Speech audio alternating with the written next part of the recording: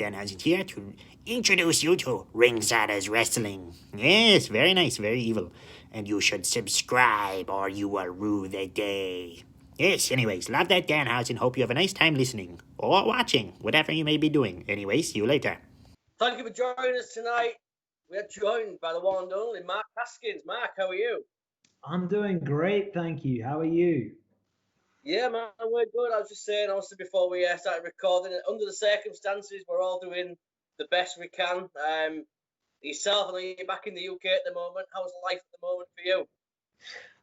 It's been all right, you know. It actually turns out that I'm really unsociable at the best of times. So I've had the best time in the past year being told to just socially distance and not see anybody. It's all right, isn't it? When you're a bit of an antisocial person, it's like stay at home all the time. That's what I'd be doing anyway. Yeah, it really didn't make that much of a change to my life, other than the absence of baby oil and other wrestlers, So yeah, it's been all right, and it's been really fun as well. Like I'm one who when left to my own devices, I entertain myself, So just been focusing a lot more on training, like trying to learn different skills. We set up a pool table in our living room for a few months at the start, and we'd come and play pool. So yeah, I've been learning a few skills while I've had the time off. That was going to be my next question. Have you used that time to pick up any new skills or like refine something? You've been playing pool. I've got to say, I'm quite jealous you've got a pool table in your living room. That's fucking awesome. Well, it's not a full-size one, I do have to admit that. But because and some of the shots that you take, your arm is up against a wall. It's like being in a pool. If I was going to a tournament, it would have to be very specific rules of like, I need a wall at this angle here, and just because I've mastered those shots now. But no, apart from that, dude, I won't lie to you, I've just been an absolute horrible bully to myself when it comes to training. Like it is a lot of unresolved childhood issues that are just pouring out of me at the moment, and I've done a lot of brutal things. I took on, if you're aware of who David Goggins is that he's a former U.S. Navy SEAL, pull-up world record holder, all these things. I took on one of his challenges, which was running 4 miles every 4 hours for 48 hours straight. Other things I've done is I've worn a 10-kilo weight vest, ran 8K over the Malvern Hills, stopping every 5 minutes to do 50 reps of an exercise and 10 burpees. It's just been brutal. I've just been running a lot. I've been training a lot, getting up at 3 a.m., going to the gym for 3:30. Obviously, now we're in another state of lockdown, so that's not quite the thing. But I actually built a pull-up rig outside of my house in the garden. So the neighbors just hear me grunt and groan as I do try pull-ups and all kinds of different things. And it's, what was that first one you said? Every 4 hours you run 4 miles. Every 4 hours you run 4 miles. So I started, I think it was 8 a.m. on the Friday. Then it would be like 8, 12, 4, 8, and then continuously for 2 days basically. And it was pretty brutal, but it was nice because it's been this time where I feel like, none of us know how long we're going to be in lockdown. None of us know how long the world is going to be like this, right? The time is going to pass regardless. Either you can come out at the other end of this, whenever that may be, a better person, or you can be however many months behind and away from where it is that you were heading, right? So I've always tried to be conscious of, just do the best that you can in every situation possible. So if I can't go and wrestle people, I can go and work on my cardio. I can go and work on my body. I've gained 40 pounds while being off.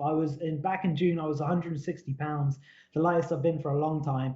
I'm up to 200 now. I'm bulking. So not all of it's good weight, but some of it definitely is. And I'm hoping that will be something that everyone will see a lot more of in the not too distant future. Yeah, hopefully so, man. I mean, I was only saying to Jamie earlier last time we saw you on Ring of Honor, you were picking up some momentum, like some serious momentum.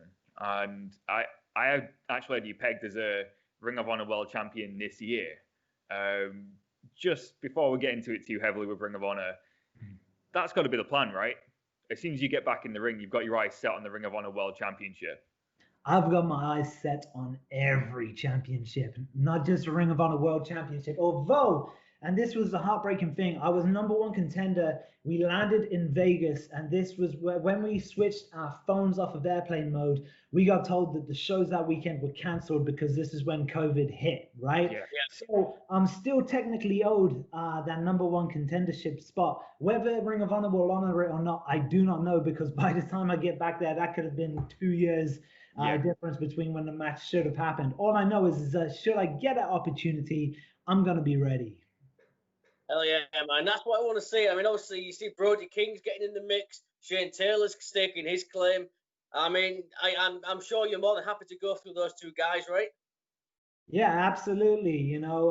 They're great guys, but they're big guys. I think that a lot of people, when you're a smaller athlete like myself, like I'm 5'6", I didn't even make it to 5'7". I'm up to 200 pounds now. A lot of people see that as a disadvantage, but you don't realize that there's always an upside to every situation that you're in. These guys might be bigger, but at the same time, that means is that they gas out earlier. Do you know what I mean? This is why I'm working on my cardio, because I know that I can tire those guys out, and when it's time, I slap on that submission and they tap out. Hell yeah, man. Well, I'm also 5'6", so I got your back all the way. Pain, right? You feel my pain of not being average height. I feel the pain, dude. I'm 5'6".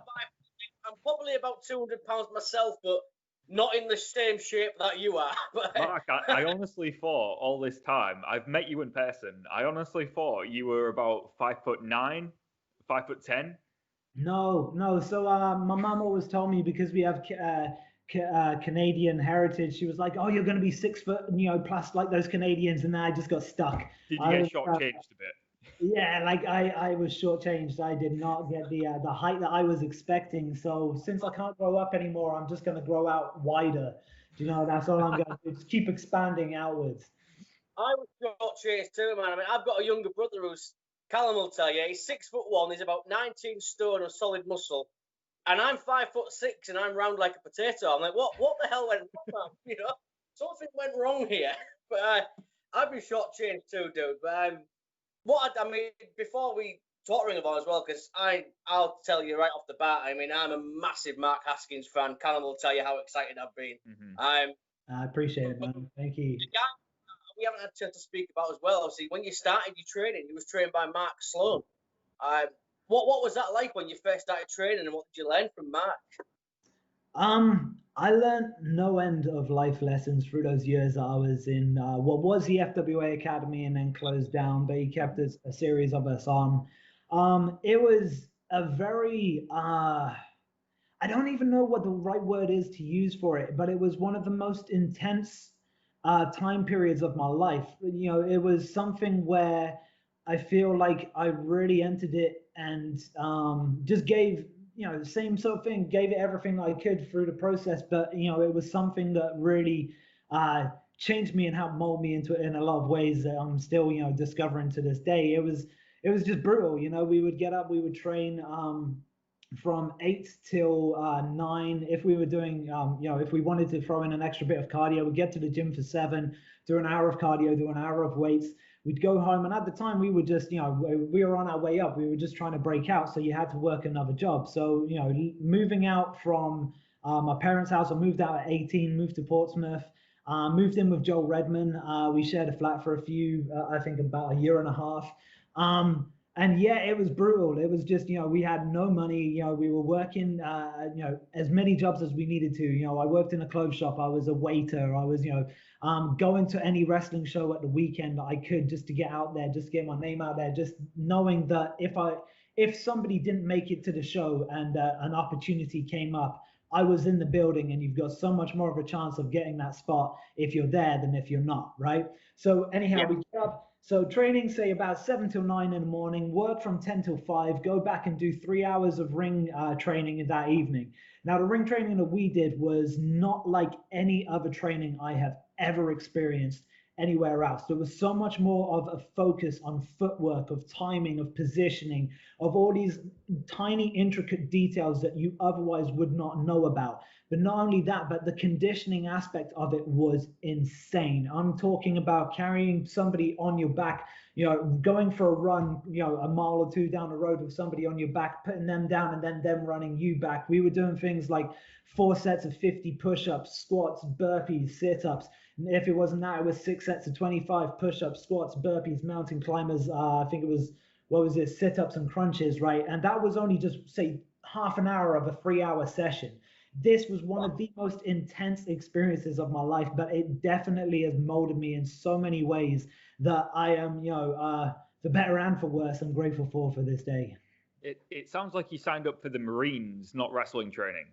It felt like that at times. It really did. I had zero social life for, I think, from 18 till about 23. It was, those 5 years, it was literally doing that pretty much every day of the week. Even after training, we trained 6 till 9. I might go back to the gym and hit another hour of cardio, or I might go for a run when I got back home, and then it was just sitting down and watching all kind of tapes, that I could find. So it was such an intense experience. And one thing I found is that, your happiness can kind of go during that time, but when you're focusing on a greater goal, it was something that I just wanted to get my head down and I wanted to work towards. I just got onto wrestling shows, I think in 2006, and the center changed and shut down from 2007 through to about 2012. And it was brutal. It was really brutal, but it's helped me a lot. Yeah, I mean, you said as well, you watch tapes and stuff. Who were some of the guys that you would study? Who were guys that were big influences to you? I mean, it would vary between so many different people, I loved Shawn Michaels, Dynamite Kid. Eddie Guerrero was somebody who I thought, does not get the credit that he deserves for the footwork that he was in that ring. He was an absolute specialist. Like, unless you're really noticing it, you don't notice all these like tiny little details that make somebody so great. But I mean, it could literally be anybody, it was, I always try to keep my eyes open. I watched a lot of World of Sport. I was very fortunate enough early on in my career to wrestle for John Fremantle and Premier Promotions, and they were a company that had been around for about, I think, 30, 40 years. And I think, well, they were still going up until just before COVID. And that was still rounds matches. It was an old school style show. So you would have 4 matches on a show. Every match was fought under British rounds, rules and such. You'd have 2 matches, intermission, 2 more matches, and then home. And it was a completely different way of wrestling compared to everything else that was going on at the moment. And it was such it was cool because I loved having any kind of element in, that happens in a match that changes the dynamic, like especially at this point now, I've been wrestling, 14 years or so.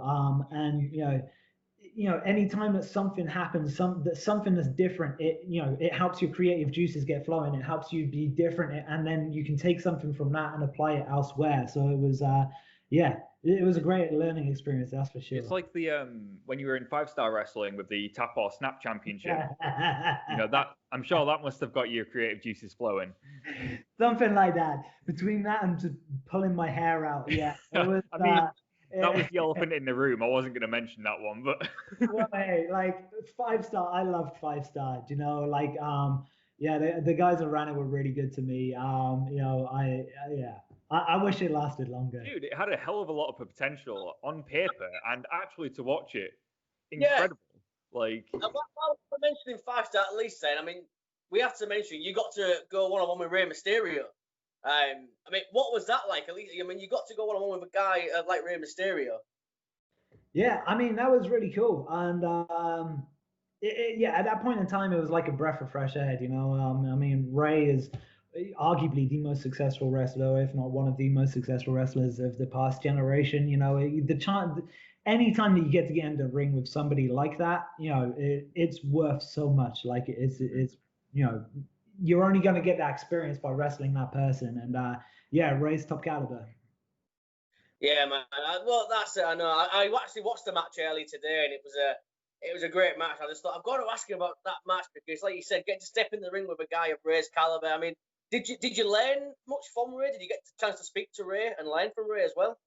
No, we kind of hung out a little bit afterwards, but yeah, that was pretty much it. Like, and he's a real dude as well. Like, he's such a sweetheart. Like, he's yeah, you'd expect somebody that has done everything like he has to be like a total like pompous asshole, but he wasn't. He was an absolute gem. So yeah. And he's our height. And he's our height as well. So Yeah, 5'6". yeah. I think maybe he was just nice to me because he was like, you get me, bro. You feel my pain. We'll all walk around at this height together. Now, I know we have to ask you as well because we've had Dean Allmark on. Me and Callum are both from Hull. We know Nathan Cruz. So we have to ask you as well. I mean, working for All Star. We've got to ask it, Jamie. We have to ask. Yeah, I mean, Nathan does an incredible Brian Dixon impression. Dean Allmark refused to do one. I mean, do you have one? Mate, I can try. Please. Gosh, a Dixon impression. I'm trying to like think of something he would say what was it? So he used to have this saying where he'd be like, the face comes out, face, music, music, face. And yeah, it was, I don't know, it was some kind of botched Brian like psychology that he was like trying to imply, but it never made sense. I'll never ever get tired of listening to Nathan Cruz do Brian Dixon impressions. We did it in person with Nathan because obviously we know Nathan, and you actually thought Brian was in the room. Yeah, you did. Nathan's a guy. I mean, you've got history with Nathan, especially in NGW. That's our home promotion. Really do miss going to see NGW right now because obviously we can't due to COVID. What are your memories of NGW? You had a great run there. You won the NGW World Championship. What are your memories of NGW? Just a lot of fun, man. Like the thing that stuck out about NGW from the moment I stepped through the door was how much of a community and almost like a family that it felt, right? Because I saw it go from being in this tiny hall and just watch it grow and grow and grow, and it moved up through I think a few venues around Hull, and each time they just continued to do better. And there was just this strong feeling like there was an actual team there, like everybody. It was like I said, like it was a community. Everyone was trying to help each other, and it was a lot of fun to be around. It's nice when you're in an environment like that, and it's definitely an environment that I miss. Mm. Yeah, it is. I said again, we spoke to Dean Allmark, and Dean said quite a similar thing.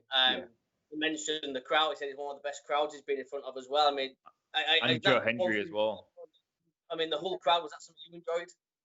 Oh yeah, for sure. Like the crowd were they were a lot of fun, and they were easy to wind up. And when you've had to travel however many hours, sometimes it's quite fun to It doesn't take much to wind up someone from Hull. You just have to mention, didn't you get voted the worst city in the UK? Yeah, we did actually. We can joke about that. I'm not aware. I thought that was just common knowledge. It is, yeah. I mean, we got it twice if you want to be specific about it. Oh yeah, we got time. We were voted the worst accent 2 years in a row as well. The worst accent in the UK, the worst city to live. You name it, we've got it. Wow, you guys are really getting it, huh? Yeah. Well, people don't like us for some reason. I don't know why. You're taking notes for future promos, aren't you? In case you ever return to Hull, you're like, okay, where's I've got you guys on record. Next time I come back to Hull, I've got some facts. Got some material. What was it like, obviously, wrestling in the UK, then going over to the States for the first time? What was the big difference for you there? I mean, obviously, when you're working for a company like Ring of Honor, there's going to be, a huge difference in the sense of production and just how, things are handled. It's definitely a big time feel, just being out of the venue, you can go and sit in, the corner and kind of like sit and take everything in, and it's mad. So compared to the UK, the majority of shows aren't quite the scale that a lot of Ring of Honors are. But there's, I think, especially with the UK scene, just there's so much more of a sense of everybody being in it together and trying to, push something, everybody's, hungry for that break. They're trying to, break out and try and get over things. Whereas Ring of Honor does feel a lot more like they're a family and they support each other. We help each other out. We know that there's different, everybody is going to play a different role at some point, and everybody is going to help one another out. Whereas in the UK, obviously, everybody's trying to get their name out there. There's a bit more competitiveness in some regards, but also there's still that sense of everybody, trying to muck in and help each other out like a lot more. So yeah, I guess that would be some of the main differences. That and the fact that the car rides out there are just so much longer than being in the UK. It's yeah, you can be sat in a car for so many hours and you're still nowhere near the venue. That's one of the brutal things, but I guess it's yeah, the mileage comes with the job. We spoke to Shane Taylor previously, and he was saying basically what you've just said. It's a family environment at Ring of Honor. Everybody's trying to get Ring of Honor not back on the map. It's already on the map, but maybe, I think he worded it like this. He wants people to stop using Ring of Honor as a stepping stone and make it a place that people want to end up. And I feel like that's true even as a fan. I grew up watching Ring of Honor, still think it's an incredible product, but it seems like people have come into Ring of Honor, tried to get some name value and to use it to go on somewhere else. Do you agree with that from Shane Taylor? What, as in, he wants it to be somewhere that people end up? Yeah, like instead of it just being a stepping stone promotion, it's got to be, everyone should be striving for it to be the best promotion. Oh, for sure. And I think that, the thing that we were gutted about when COVID hit was that the team definitely felt like everybody was, we felt like we wanted to step up. We wanted to, prove that people were sleeping on Ring of Honor.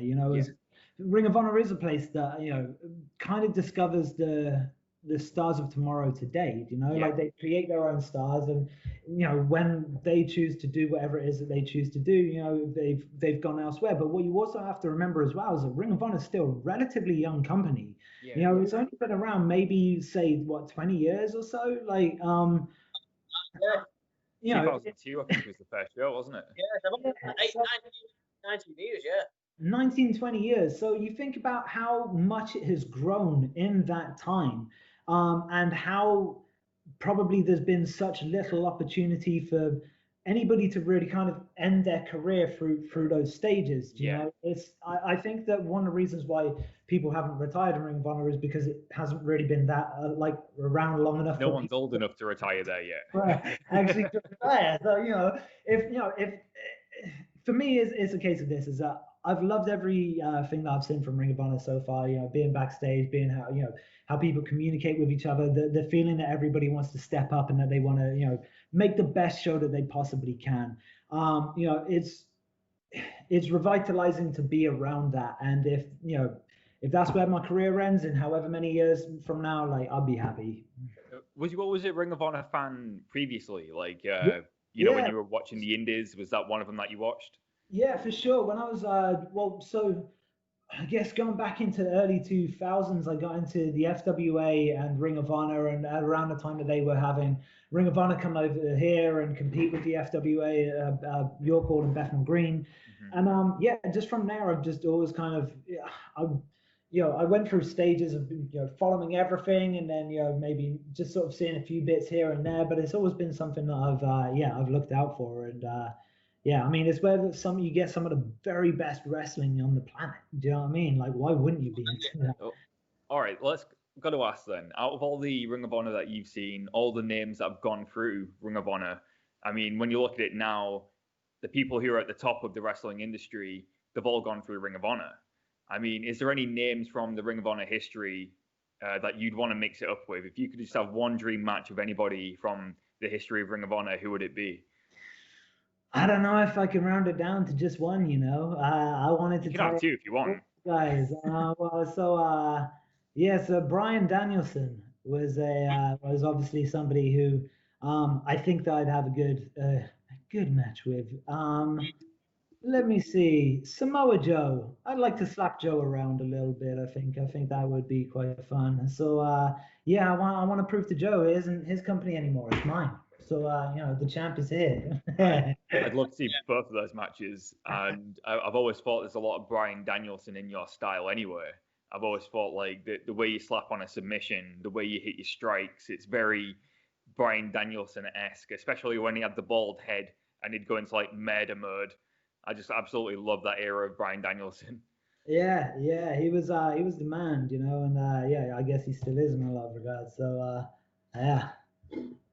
One thing I've noticed, well, with obviously Ring of Honor, you've seen a lot of how the companies are still like operating. I think no one's done a better job than Ring of Honor, looking after talent. There's people we've spoken to they just couldn't praise them enough for the way they've handled things during the pandemic. Has that been the same with you? Are you still in constant touch with the guys at Ring of Honor? I mean, not really. Like, you know, some of them check in. I get sent a newsletter each week, which I totally read. And yeah, I mean, apart from that, you know, they check in and say hi every once in a while, or if there's an online meeting, we might, you know, catch up. But for the most part, I think they're just kind of happy, you know, to leave me to my own devices and, you know, not hear from me and me for not to be a headache for them. So yeah, I've just kind of I've been left alone, but it's been nice. You know, they've really taken care of us through all this time. And as well, I've heard that they had shows that they were going to use talent on, and they still paid the talent even though they didn't end up using them. So they have definitely tried to take care of everybody during this whole dreadful kind of COVID experience. So yeah, for that I'll be forever grateful. Yeah. I did want to ask as well, because we obviously get Ring of Honor on Fight TV, and I was catching up a couple of weeks ago, and I think it was you against Jay Lethal. I could be wrong. It was. Well, yeah, and I just wanted to get what your take on obviously wrestling in front of no fans compared to fans. I mean, do you approach it differently? Do you have to adapt your style? I mean, how do you approach that? I guess once again, it kind of goes back to what I was saying about it's a different kind of environment. So it's kind of exciting to see, well, what could you do differently? I know that Jay, I think during that match, whipped me towards a guardrail, and because there was no crowd the other side, I could just leap over it and not land in anybody's lap. You know, so it was reassuring I wouldn't have a lawsuit, you know, by the time that the match had finished. But the one thing that I have noticed that just is the worst thing about wrestling in front of no fans is just the lack of adrenaline that you get when you take some kind of fall and you land and just you feel the air blow out of you and there's just zero reaction and you're like, oh gosh, I gotta get up. Do you know, like this just it sucks the life out of you.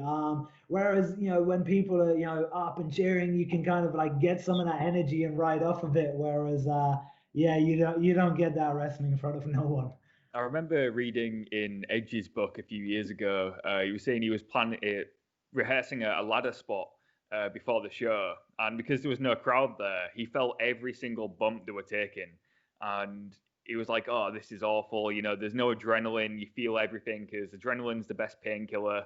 And I imagine that's what it is for people. Now there's no crowd. You feel every bump 10 times worse. Yes, it's the worst. It is the worst. Yeah. No, I don't. Obviously, before we start to wrap up, because we don't want to keep too much of your time. I know you've got some pull to play and stuff, perhaps. But I did want to ask. Obviously, we mentioned Rey Mysterio. There was one more guy I wanted to ask you. You got to work with Bully Ray. What was that experience like? Because I feel like Bully's a guy who really gets it. So what was it like working with him? It's very therapeutic hitting him with a steel chair. It's very enjoyable. If you ever get the opportunity, like guys, just take it up. Do you know what I mean? Like if you're stressed out at work or you know just life, like that's what everybody needs. End as well for us. Chair to stop him with. But no, I mean he's a guy who's he's been around the business. Gosh, what 100 years or so. You know he's done it all. You know he's been successful in every company that he's been in. You know, anytime that you get into the ring with somebody like that, or just being around somebody like that, you're gonna pick something up, you're gonna learn it. And that was something that I felt that definitely on the UK scene is something that we haven't had. Is there's no real veterans left around to to guide anybody or even to help anybody. Yeah, when I got the chance to get in the ring and kick him and hit him with a chair, I jumped at the idea. So yeah, it was cool. It was a really nice experience. He actually dropped me a message to wish me a happy Christmas a few weeks ago. Oh, how nice of him! Pretty sweet of him. Yeah. That's the last time I saw him, we were he powerbombed me through a barbed wire table, and Yeah, and then we that match I got into so much trouble. Like it was it was probably like the most destructive match of my career. But oh well, we got through it, and it was a memory that I will cherish. You hashed your problems out. He wishes you a Merry Christmas. It's water under the I bridge. know. It's what happens with wrestling, right? It's like your best friends become the people that you enjoy hitting the most. So you're like they're like So playmates. Bully's way up there. Let's go do this, yeah. And then you just beat the crap out of each other. Sounds perfect, man. I mean, I mentioned Bully as well because I get the feeling that he has a great mind for the business, and he's someone someone invaluable to Ring of Honor, perhaps. Yeah, absolutely. I mean, like I said, the guy's been around for however many years now. Super successful in every company that he's been in.